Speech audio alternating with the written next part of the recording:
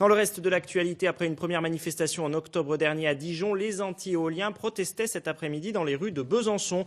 Une manifestation à l'initiative du collectif ACBFC. Thierry Chauffour, Jean-Luc Gantner.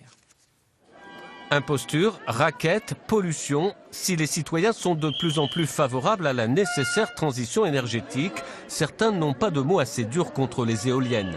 Ils étaient environ 250 cet après-midi à Besançon et pour la plupart en ligne de mire d'une éolienne présente ou à venir. On implante des éléments industriels en pleine campagne. Donc les campagnes ne sont plus des campagnes. Il faut savoir que les distances de 500 mètres, à l'origine, c'était pour des éoliennes qui faisaient 100 mètres de hauteur. Maintenant, on arrive à des éoliennes qui vont bientôt faire 220 mètres. C'est ce qui est prévu. Donc, ce qu'on demande, nous, c'est une distance minimum de 10 fois la hauteur en bout de pale. Très en retard il y a peu encore avec le seul parc du Lomont. La Franche-Comté a vu le nombre d'éoliennes augmenter. Il y en a une 60aine actuellement et plusieurs projets, tous ou presque ralentis par des associations qui font feu de tout bois. C'est mauvais pour la santé, voilà, surtout ça. Et le nucléaire, c'est bien? Ah non, c'est pas mieux. Alors qu'est-ce qu'il faut faire? C'est dangereux. Trouver autre chose, voilà. En attendant la solution miracle, l'Allemagne produit déjà 33% de son électricité avec des éoliennes. Le Danemark a dépassé les 50%. Exemple de cette protestation qui s'organise dans le pays de Rougemont. Depuis 6 mois, la polémique fait rage car un parc éolien de 29 machines est en cours de construction et pourrait défigurer un site classé, le domaine de Bournel. Voyez notre dossier signé Elisabeth Braconnier et Florence Petit. C'est un domaine exceptionnel, un domaine avec 2 châteaux, un parc à l'anglaise et des jardins à la française, où l'on vient pour un week-end au calme, une partie de golf ou juste pour boire un café dans la cour du vieux château. Dans le pays de Rougemont, le domaine de Bournel est un joyau dans un écrin de verdure de 60 hectares.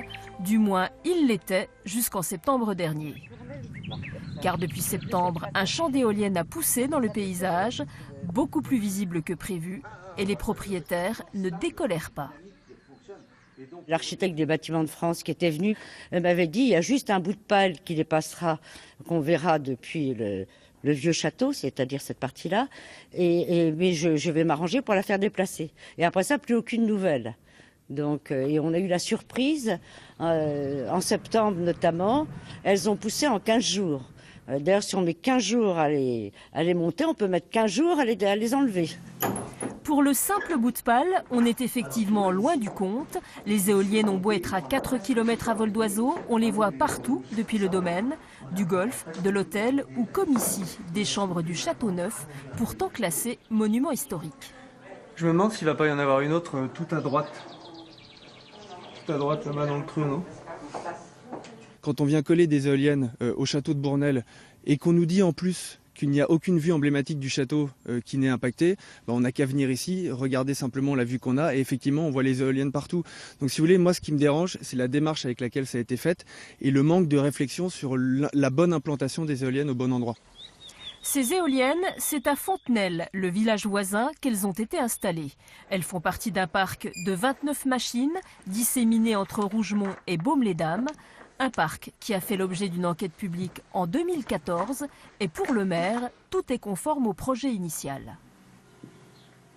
Depuis le golf, tel qu'on l'a sur notre livre de consultation, eh bien, elles sont visibles, 3, le dessus des mâts. Donc ça, c'était annoncé déjà depuis 2013.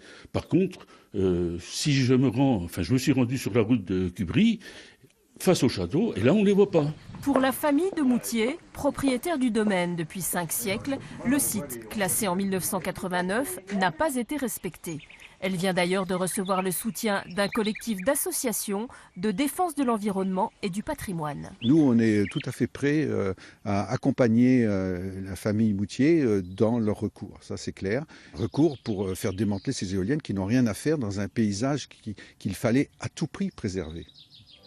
Démanteler les éoliennes, c'est le nouveau combat qui se profile au domaine de Bournel.